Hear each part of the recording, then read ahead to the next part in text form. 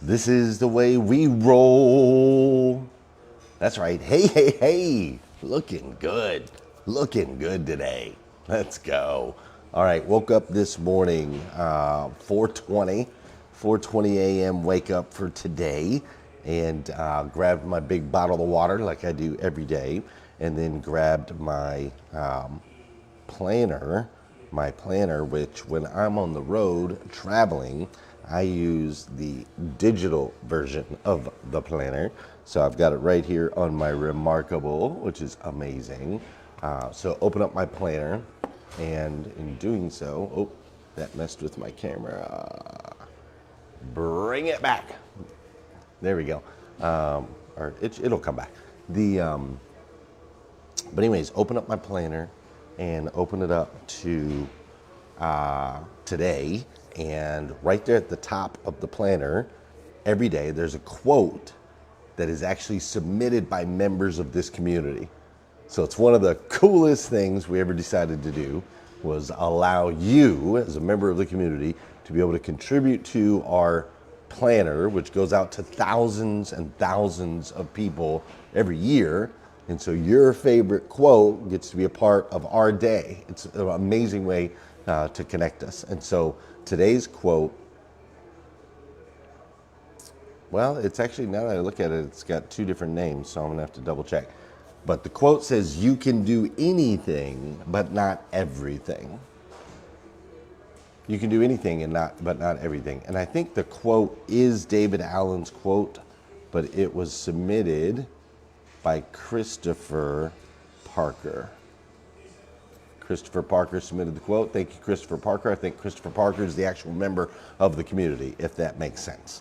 You can do anything, but not everything. And there's a lot of truth to this quote. And as I read it this morning, I thought, yeah, that's true. We can do anything, man. Anything you put your mind to, anything you can set your goals for, and be disciplined about, and go out and have the energy and point it towards. Yes, you are correct. We can do anything. But we can't do everything. We can't do everything because, unfortunately, there's only one of us, and to do everything would require us to be everywhere all the time with everyone. Like, for example, I can't be with my family right now and out here on the road right now like I am and have been for quite a while. I'm very getting homesick. I'm ready to get home. But ultimately, sometimes you and I are in these seasons where we've got to do certain things so that we can ultimately achieve the visions and the pull that God has on our heart. So yes, Christopher, you are correct. We can do anything. I do truly believe that. Children of God, the God of the universe, we can do anything. But we can't do everything. Sometimes we have to give ourselves some grace so that we can achieve that which is on our hearts. Good morning and welcome to the #1 morning show in America. I am your host, Glenn Lundy, husband to 1, father to 9, author, speaker, and the founder of 800%.life. It's 5:30 a.m. and it's time to rise and grind. Hey, good morning. How are you, my friend? Dude, today is, what day of the week is it? Today is Tuesday. That's right, today is Tuesday, aka Taco Tuesday. All around the world, you should be finding the opportunity to have tacos today. Super important. It's an important day. Usually, if I was home in Lexington, Kentucky, we'd be going to have tacos tonight over at Grandma's house. But I am not home in Lexington, Kentucky. As a matter of fact, I am in this beautiful place called Boca Raton, Florida. Drop it in the chat if you've ever been to Boca Raton, Florida. I'd love to see that. Drop it in the chat if you've heard of Boca Raton, Florida, but never been here. You can do that. Or just drop it in the chat if you're like, bro, I wish I was in Boca Raton. Any and all of the above will be well received first thing this morning. So coming to you live from Boca Raton, Florida. Now, I have pulled up my planner, so I have to go back to my morning show that I wrote for you this morning. Hold on, please. Let me make my way back. Okay, there we go. There we go. Now we're back. Now we're back on the right page. Okay, so coming to you from Boca Raton, Florida. Now, real quick, recap and catch up, because this is a little bit of a two-parter. This is part 2 from yesterday's episode, which my friend Ramon was absolutely thrilled. He was absolutely thrilled that yesterday's episode was a two-parter. He responded in the comments as such. He made it very, very, very clear that he loved how we left yesterday's show on a cliffhanger coming into today. It was absolutely his favorite episode, as a matter of fact, I'm pretty sure. And so, quick little recap, all right? Last week, I started in Minnesota, okay? Started in Minnesota last week. And then from Minnesota, I went to New York. And then while I was in New York, I had the opportunity to meet up with my friend Jay from Coleman Automotive Group, and I got a chance to meet up with my my cousin's son, Caden, who's just a grown man now. That's pretty amazing. And so, I got an opportunity to meet up with them. I also got the opportunity to meet up with my boys over at Paragon Honda. So I got to go over to Paragon Honda, which is the #1 Honda store in the world. And that was awesome. So I got the opportunity to do that. I got to meet up with my friend Sol Salcido in New York, my birthday twin. Her and I share the exact same birthday, same year, same all of the things. And so got to do that in New York, which was super, super, super amazing. And then I met up with my guy, Rob Ruth, and we did things like we went to the spa and we got IVs and so on and so forth, all so that we could be fully prepped and fully ready for something called a HYROX competition. And this HYROX competition was a fitness competition. They call it the World Series of Fitness Racing. And in the HYROX competition, you do 8 different runs mixed in with 8 different stations where you have to do 8 different types of exercises. And so we were out there for this fitness competition, which I think this video right here.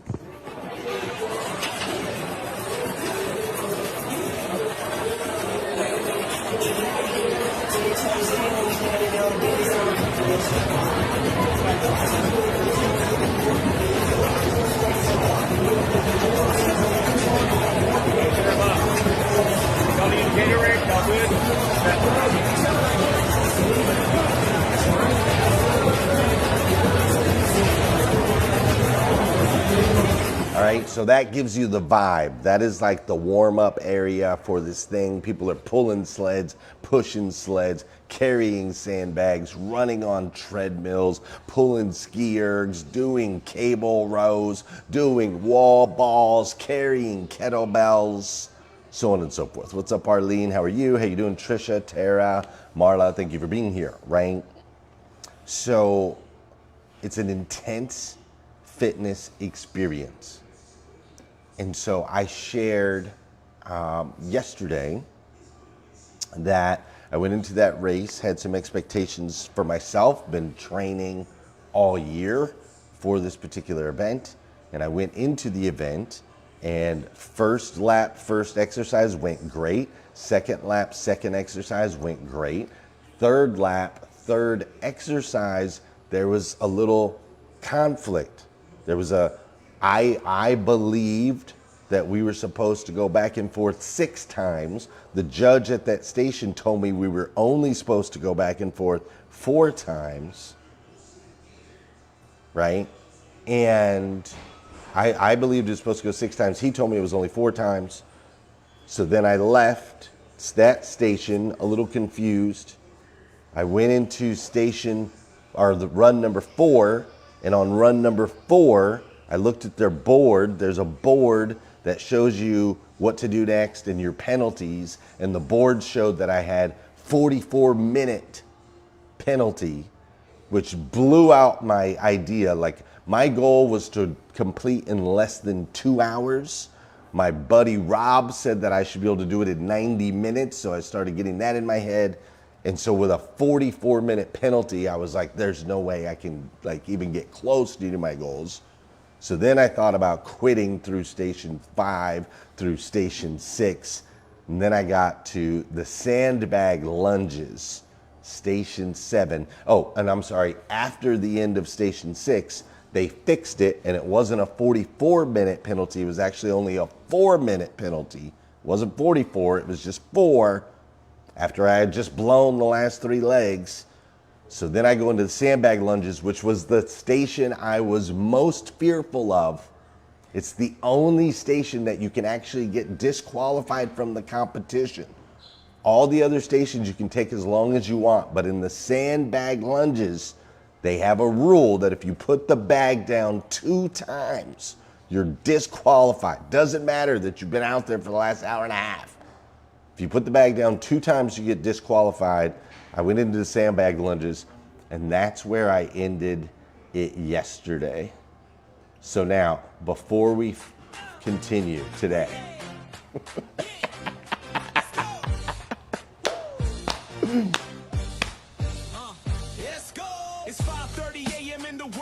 we gotta do some dancing, bro. We gotta do some dancing on this show.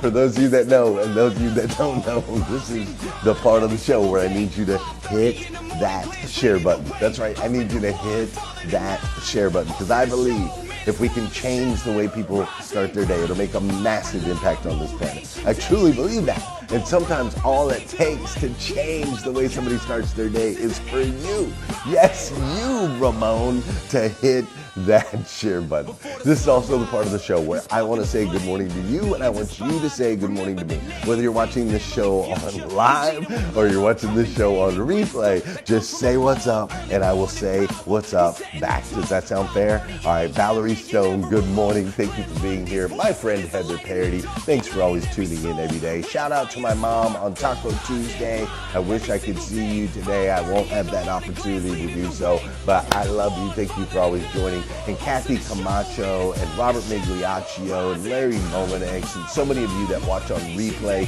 means the world to me. Dawson Jones, you guys watching over on YouTube, I greatly appreciate you as well. And for those of you that are here live with me right now, of course, I appreciate you. Samantha Baker, good morning to you. Young and Johnson, good morning to you, sir. Thank you for being here. Mike Larkin is in the building. Russell Hill is in the building. Marla Michelle, thank you for being here. Almir, thanks for being here, Almir. Mary Lynn says she likes my sweatshirt. Thank you, Mary Lynn. I appreciate it. I think it's got something on the back right here about HYROX or something like that. So thank you for that. I appreciate it. Russell Hill says good morning. Thank you for being here. My guy Ramon. Ramon says, really, Glenn, that you are the best storyteller on planet Earth. That's what it just says it right here in the comments. If you look, Ben St. Hours, thank you for being here this morning. I'm going to talk about you again here in just a minute.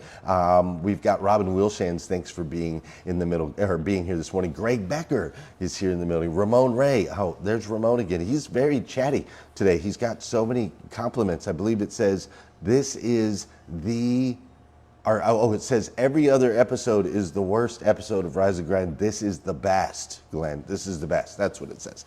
Christina Howard is in the building. Luis Grafton-Nonis is in the building. Tony Schmidt, good morning. Thanks for being here. She's dancing. Tara Hope is in the building. Robert Pollard's in the building. Gene Hughes is in the building.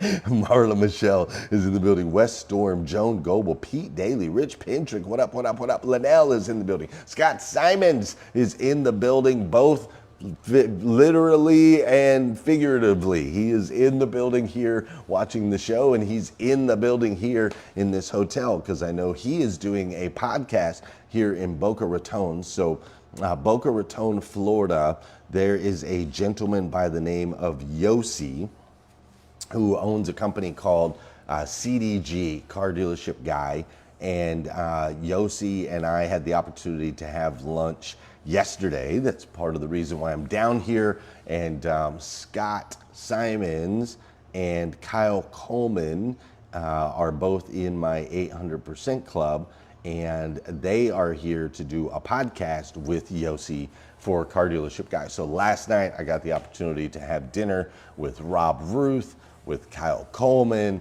with Scott Simons and his daughter Morgan. So lots of things going on here in Boca Raton, lots of things going on this week. Also in this hotel, real quick, hi Malika Starr, thank you for being here. Jeremy Nolling, what's up, man? We were just talking about you last night. Malcolm Thomas is in the building. What's up, Malcolm? Thanks for being here. Julio Soto is in the building. Tony Thorstad, thank you for being here. So also in the building is yesterday I looked out the window, I saw a bunch of police cars and so on and so forth. I was like, what the heck is going on? And it turns out, wrong thing. It turns out, what's up, Kurt McFarland? How you doing, Pastor Jeff? It turns out that the Curacao professional soccer team is here in this hotel. And so yesterday there was a bunch of police officers and there was a bus and crazy stuff, and then they all came in, the entire team. These guys just qualified for the World Cup. They will be playing against Germany next week. And so this is Kenji right here that I got a chance to meet. He's been playing soccer since he was 6 years old and was just super geeked to be playing in the World Series, in the World Cup. And he was kind enough to take a picture with me here for my son, who's a big soccer fan. And so I did that, which was amazing. And then a few minutes later, I got to meet his dad. So Kenji's dad played professional soccer for 17 years and now is a coach on the Curacao soccer team.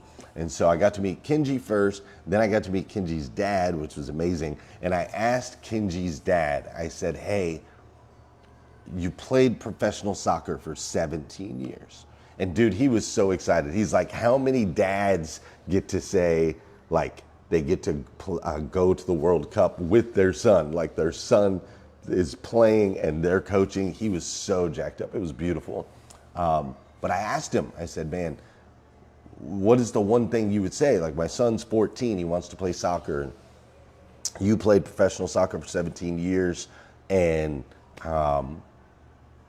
your son plays. Like, what do you got?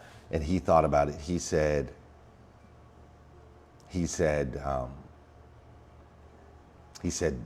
you have to be obsessed.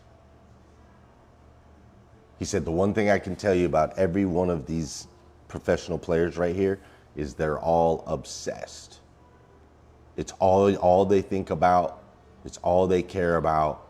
He said it requires an absolute obsession. Absolute obsession. So I thought I'd share that with you. Okay, so now, sandbags, all right? We're on the sandbag lunges. Now, my knees are not the best knees. I'm worried about the sandbag lunges. I'm not sure I can complete this stage of this HYROX fitness.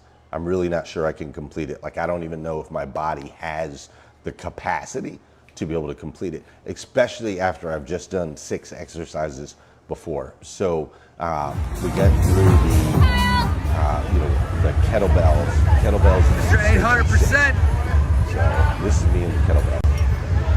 Looking good, Glenn. Looking good, buddy. All right, so I get through the kettlebells, we do the run, and then we get to the sandbag lunges. Now, I will tell you that in the sandbag lunges, this part of the show has some, you know how every PG-13 movie has a few F-bombs? Like, might have one F-bomb or something like that.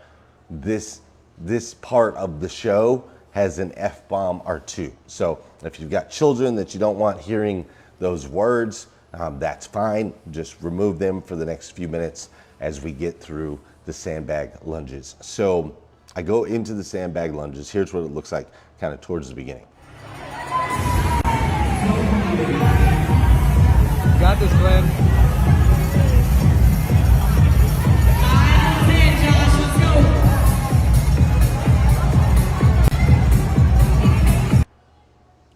So that's like the first little stretch.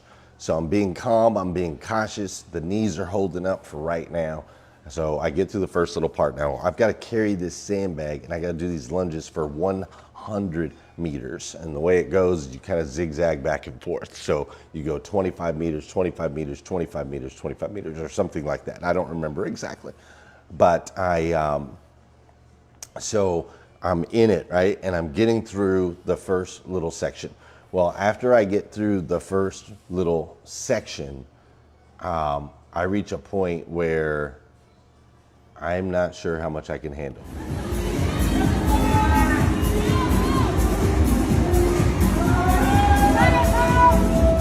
Right? And so I'm pushing through and I'm starting to, try to figure it out. Well, after I get to the halfway point, when I get to the halfway point, I put the bag down. I drop the bag on the ground. I throw it on the ground. And there's a judge that comes over. And the judge comes over and he says, hey, because you put the bag down, you're going to get a 15-second penalty. I just need you to know that.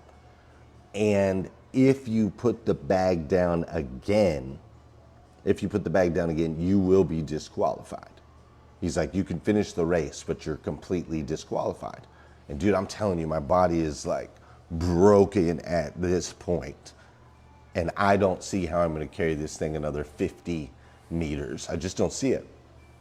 And he goes, the good news is you're going to get a 15-second penalty, but you can stand here as long as you want. Like, if you want to stand here for half an hour to recover, like stand here for half an hour. He's like, you can stand here as long as you want. But if you once you pick it up, if you put it back down again, bro, you're toast. So I'm like, bro, I will trade 15 seconds for 5 minutes of rest right now. Like, no problem, right? So I stand there for a little while, and then I pick the bag back up. And once it's back on my shoulders, I'm like, holy crap. And this is kind of what comes out. How you feel? God will give us strength. This is when you're close to God, right here, buddy. Get through fucking this. It's right here. I just have to get through this last part. Exactly. Oh. And you will.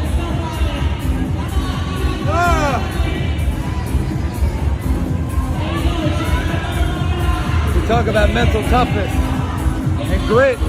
Grit matters, buddy. Yeah, you got it. You got it. You're a champion, Glenn. You're a champion, buddy. You're a fucking champion, Glenn. Yeah, you are. Yeah, you're a champion. You got it, Glenn.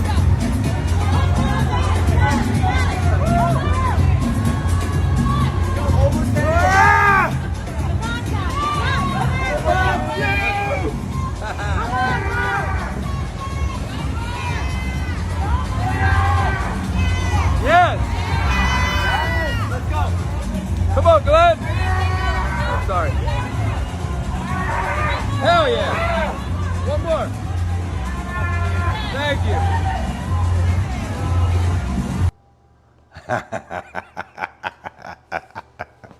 And we got across the line, man. We carried the bag across the line. And like I said, there was definitely some cuss words involved. And that video right there, you just saw me at my absolute, like, complete breaking point.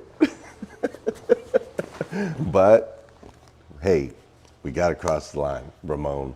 I know you've been wondering. We got across the line. We didn't drop the bag. We didn't get disqualified.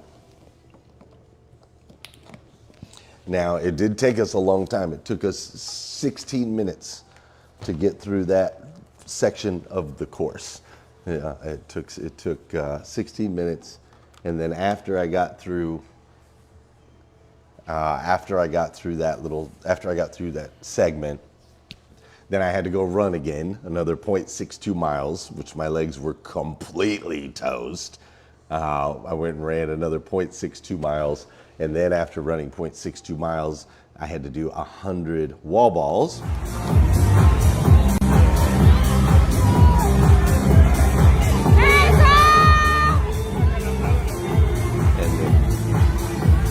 And so those 100 wall balls ended up taking me like 11 minutes, whereas normally 100 wall balls takes me like 6 minutes. It took me like 11 minutes, and I finished the race. My time was 2 hours and 10 minutes. My original goal was 2 hours. Rob told me I could do it in 90 minutes because he's crazy. He did it in 1 hour 13. But I finished the race 2 hours and 14 minutes, which put me, thanks Ramon, which put me in my age group. I was like 300th out of 700. So I performed a little bit better than half of the people in my age group. Not bad for my very first ever time doing this, I think. And out of the 50,000 entrants that they had, I finished like in the top 40%. So there was like 60% of the people were slower than me. Or I shouldn't even say slower. A lot of people didn't finish. They were wheeling people out in wheelchairs. Like it was tough, bro. It was freaking tough. But ultimately I learned a lot of things through this experience, and throughout the rest of the week I'll kind of share, a lot of those different takeaways. But the biggest one I'll just leave you with today is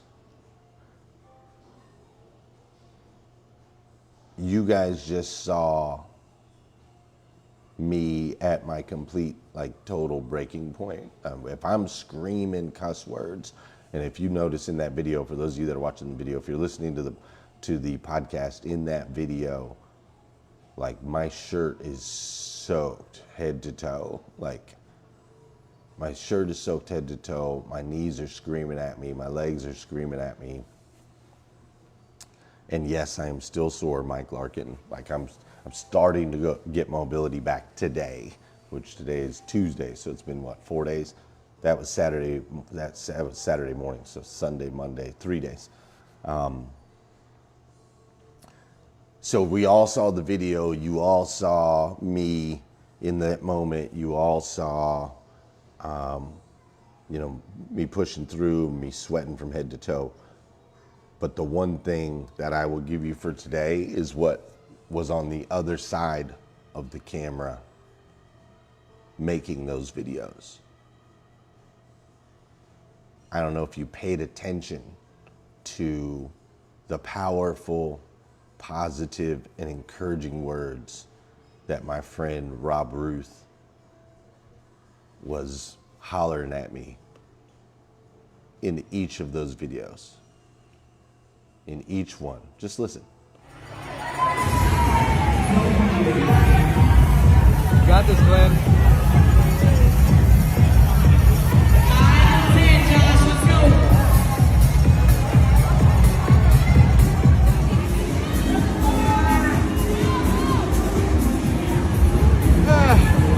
How you feel? God will give us strength. This is when you're close to God, right here, buddy. Get through fucking this. It's right here. I just have to get through this last part. Exactly. You're a champion, Glenn. You're a champion, buddy. You're a fucking champion, Glenn. Yeah, you are. Yeah. So that guy right there in the middle, man, and he had done the race earlier that day. He's still recovering from his race. But he was right there by my side when I was at my weakest, cheering for me, man. Cheering for me. And it makes me emotional thinking about it. Because we need more of that in life, man. You and I, we need to be both cheered on like that and celebrated like that when times are when we're tough, when things are tough. And then we also need to be the cheerleaders, cheering other people on like that, encouraging other people on like that when they're at their weakest. There's so much power, man. So much power in the words that we pour onto one another. And sometimes it like breaks my heart because I see the world that we live in where everybody's picking at each other and, everybody's talking terribly to one another and all the hate and all of that stuff, right? And it just breaks my heart because everybody's going through something at some point, right? Everybody's going through something, and sometimes all it takes is just a powerful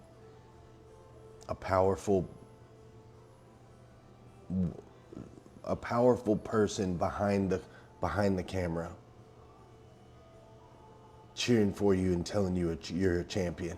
Sometimes that's all it takes for someone to really have that breakthrough. So that's the biggest takeaway that I've got for you today. Be a cheerleader and surround yourself with cheerleaders. You feel me? Be the biggest cheerleader and surround yourself with cheerleaders. Because you and I, my friends, we are children of God, the God of the universe, the God that made everything. And that God made you and I to be the absolute best versions of ourselves we can possibly be. Not average versions, not a little bit below or not a little bit above, but the absolute best. Absolute best. And as brothers and sisters, brothers and sisters, it is our responsibility, and not just responsibility, but it's our opportunity. It's our opportunity to lock arms and to be able to help each other reach that goal of becoming the best versions of ourselves we can possibly be. You feel me? Right on, man. Listen, that's today's episode. I will share tomorrow some more of the lessons I learned from this particular experience. I hope you've enjoyed the story so far. My guy, Ben St. Hours, I got a big lesson that I learned from him. He's a freaking champion. Thanks for being here, Ben. But I'll see you guys tomorrow morning, 5:30 a.m. We'll do it all over again right here on #RiseandGrind. Have an amazing day. How you feel? God will give us the strength.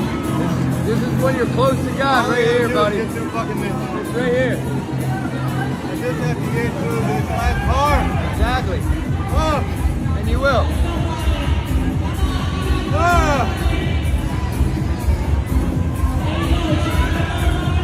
We talk about mental toughness and grit.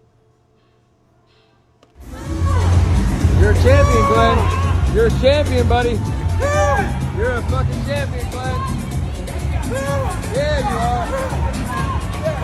Yeah, you're a champion. You got it, Glenn.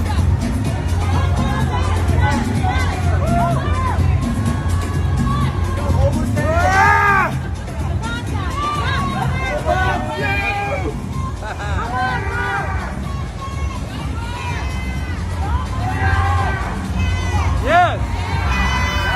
Let's go! Come on, Glenn! I'm sorry.